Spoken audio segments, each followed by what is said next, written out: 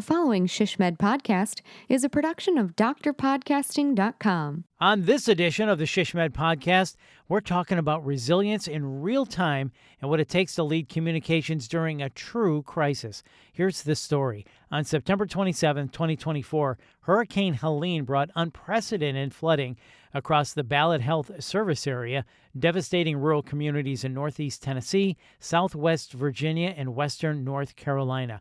We're going to talk about real-time crisis communications in the midst of a full-scale emergency where conditions are changing by the minute in this ShishMed Connections preview. Joining us is Molly Luton, Chief Strategic Communications Officer at Ballad Health. It's all coming up on the ShishMed podcast, right? No.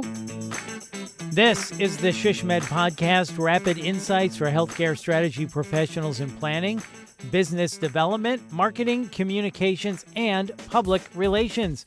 I'm your host, Bill Klaproth. Molly, welcome. Well, thank you so much for having me. I'm pleased to be here and share a little bit about our Ballad Health story. Oh, my goodness. And what a story it is, Molly. So your session is called Resilience in Real Time, Navigating Crisis Communications During Hurricane Helene.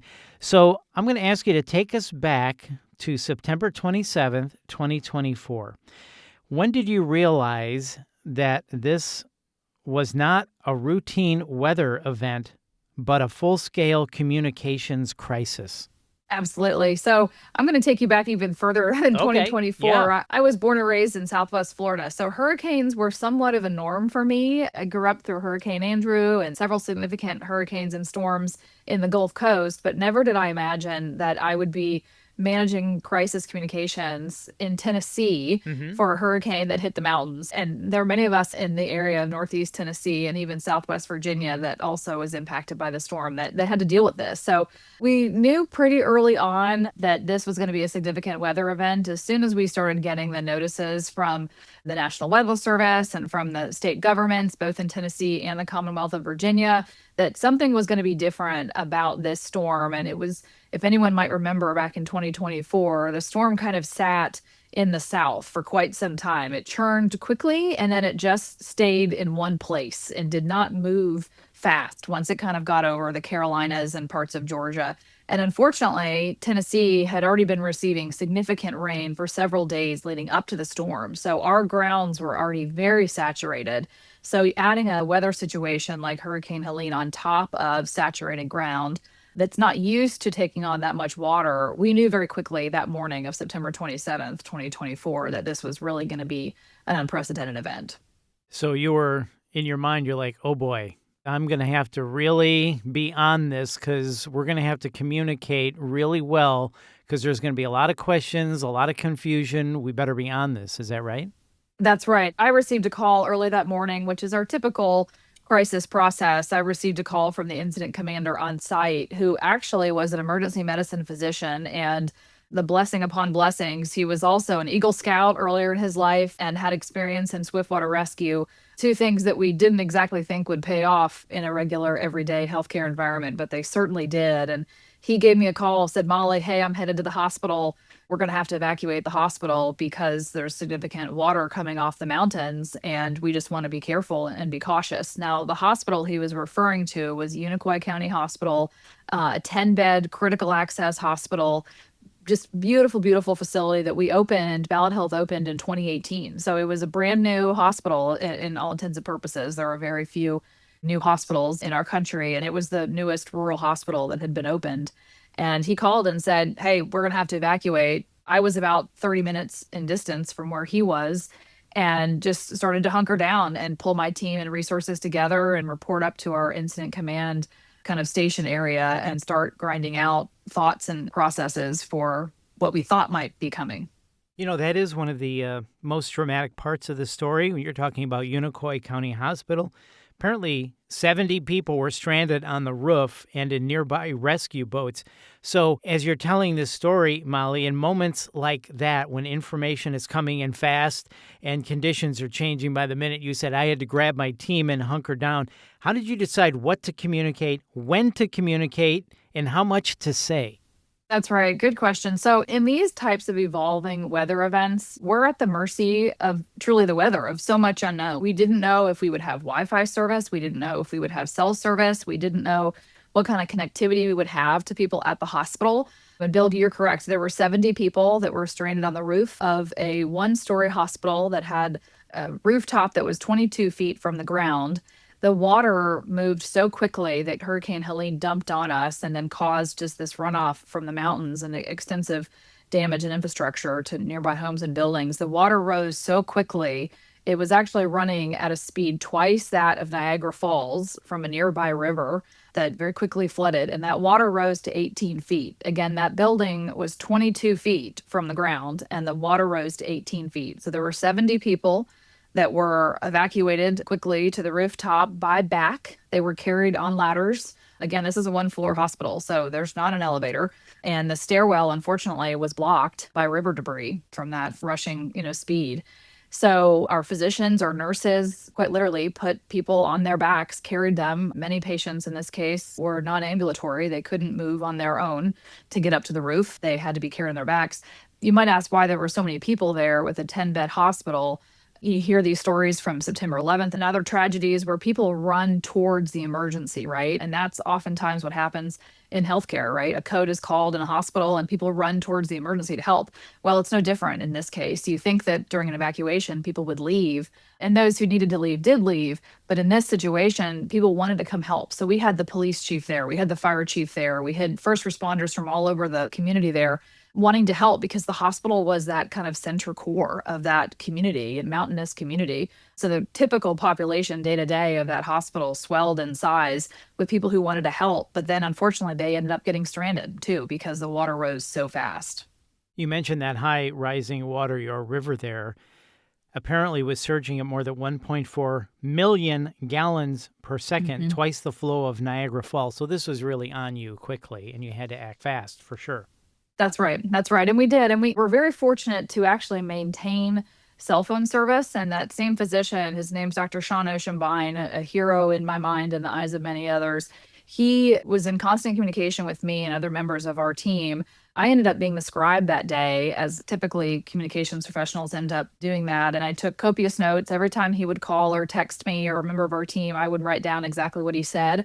We were fortunate to have FaceTime working, which was a shock. He and I thought ahead pretty quickly and immediately opened up a shared drive so that he could drop photos of what was going on the scene to a shared Apple Drive, which is certainly something I would recommend. And as we get together in September for the SHISHMED conference and talk more about this presentation, I'm looking forward to sharing more of those tips because that was one of those things that we thought in real time that has absolutely paid off, not just for our communications purposes, but for insurance purposes, for business purposes, for safety. We do plan to rebuild this hospital that was completely destroyed from the flood. And some of those things that we thought about in that moment of how to communicate, who to involve in our communications, why we communicated certain things, we'll go over that in the presentation. But that's certainly one of those tips that has paid off tenfold.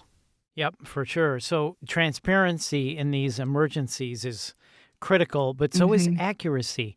So how did your team balance the need to keep the public, the media, employees, patients, and the community partners informed while also making sure you didn't get ahead of verified information?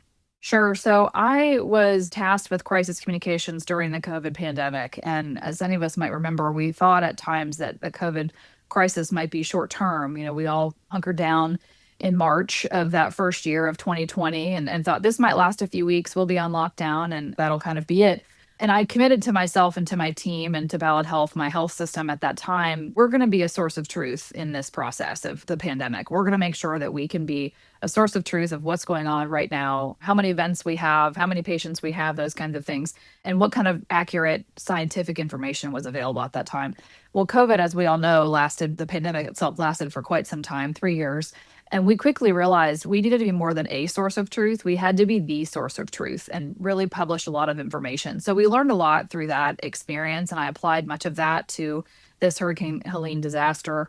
And with a hurricane, there were not a lot of helicopters flying around, as you can imagine. So the visuals were somewhat limited. We did end up releasing visuals ourselves that our team members had captured and again sent to us through our cloud service. and issued those to media to be transparent and say, hey, this is what's going on. But the only helicopters that were able to fly were Black Hawk helicopters that ended up being the surviving and the saving grace that saved and rescued all 70 of those people. Not one person perished from the rooftop of our hospital that day in September, which is an incredible blessing. But media helicopters weren't flying around. There were not a lot of media trucks on the ground because the winds were so intense and the water was moving so quickly. So we had to be the source of truth. We tend to be quite a transparent organization in general, and in crisis, that's even more important. So often as a communications professional, you ask yourself, am I sharing too much? Is this appropriate for these audiences? In that time, you really need to ask yourself, what's the most important thing that has to be said? And how quickly can I do it, but also be accurate with what I know at that moment? So those were constant questions we asked ourselves. Misinformation can spread so rapidly in situations like that. So I understand when you say we had to be the source of truth. So we had to be accurate. We had to be the one place that people could turn where they knew they would get credible information. So in your session, Molly, you're also going to talk about supporting executive leaders, communication teams, and personal well-being, which has to be thought of as well during sustained crisis operations. Can you just give us a brief look of what that looked like in real time, and what did you learn about protecting the people who are responsible for basically protecting the message? That's right. So first and foremost, we spent a lot of time ensuring that our team, including my communications professionals, understood that we had access to 24/7 behavioral health support. Oftentimes, crisis communicators and folks involved in our line of work can be forgotten in terms of what we're exposed to. I can tell you, and I'll share more of this in my session, but I wrote things the day of Hurricane Helene of September 27th that I never in my wildest dreams thought that I would write. As the crisis was unfolding, we had multiple scenarios that we had to think through. We thought through the best case scenario, certainly, that all 70 people survived, but we thought through several other scenarios that are difficult to recount. And that still lingers with me. That's still my team. That still carries with us when anniversaries of this storm come around. We still think about that. Unfortunately, people in the community did perish that day that were not associated with our hospital, but that were in different situations and circumstances. So it's certainly a traumatic event. So making sure that our team had access to counseling, I held some really lovely, I think, some really lovely counseling sessions as a group with my team a few months later, once we let the dust settle a little bit, where we could all really lean on each other. But we forget sometimes the exposure that we have as professionals of the stories that we have to tell, the photos that we had to take. I was in conversations with people on that roof who I might have been the last person they spoke to in their life. That's what they were thinking. So that's a lot to carry. So ensuring they had that kind of support was very important. We did mandatory time off and things like that shortly after the storm to make sure that people had time to recover and recoup. But as far as hard type responsibilities and things that we ensured that people had support, communications, materials, just what can we say? What have we said? Ensuring that our executives knew what we'd been releasing, and as far as head count and bed count and those kinds of things, we just had to continue to beat a drum regularly. We tried to release information on a regular cadence, which is something I would absolutely recommend if you could commit to a certain time frame of how often you're going to communicate. That was important to us, but it was important, and it continues to be important, that we think about how your team can handle and carry the information themselves when you're in a crisis. You can sometimes only take so much of it, as a human. And that was important. We got into a situation where one of our executive team's families was missing. Oh my. And I know this person very well. And fortunately, she was okay. She was found and was safe and physically unharmed. But you go through these things as a business, essentially, that Ballad Health is the largest employer in the area where I serve in Northeast Tennessee and Southwest Virginia. And so we're seen as a business, but we're humans that run this business, Bill. So it becomes really real when you're thinking about your own neighborhood or your community. I helped build that hospital that was destroyed that day. I was on the team when we built and opened that hospital in 2018. So it's very personal. So again, making sure that our team had access to that behavioral health support was paramount for all of us, and continues. We still have that access and that service to our team. So when you say you wrote things you thought you would never write in your life, would you share some of those in the session? I will. And they're difficult things to talk about and think about. Obituary type announcements, again, worst case scenario type announcements. It's speeches that I had prepared for my CEO I had executives that I worked with during this crisis say to me, Molly, why are you writing that? Why are you thinking that? That's not positive. I have to. That's our role. We have to be ready. I don't want my incident commander to call me and say, Molly, all 70 perished, and me not be prepared and be caught in that emotion and have to write then. I need to write on the front end with preparedness, right? That's part of what we have to do. Well, Molly, thank you so much for your time today. We are definitely looking forward to your session at SHISHMED Communications. Before we wrap up, one last question for someone listening. To you, what is most important to remember when it comes to hospital crisis communication? My advice is you don't have to be the expert, but you need to know the experts as a crisis communications professional. It's not our role to know the materials that roof was made of from that hospital, right, that was being flooded. It's not our responsibility to know the waterways of the river that flooded that day.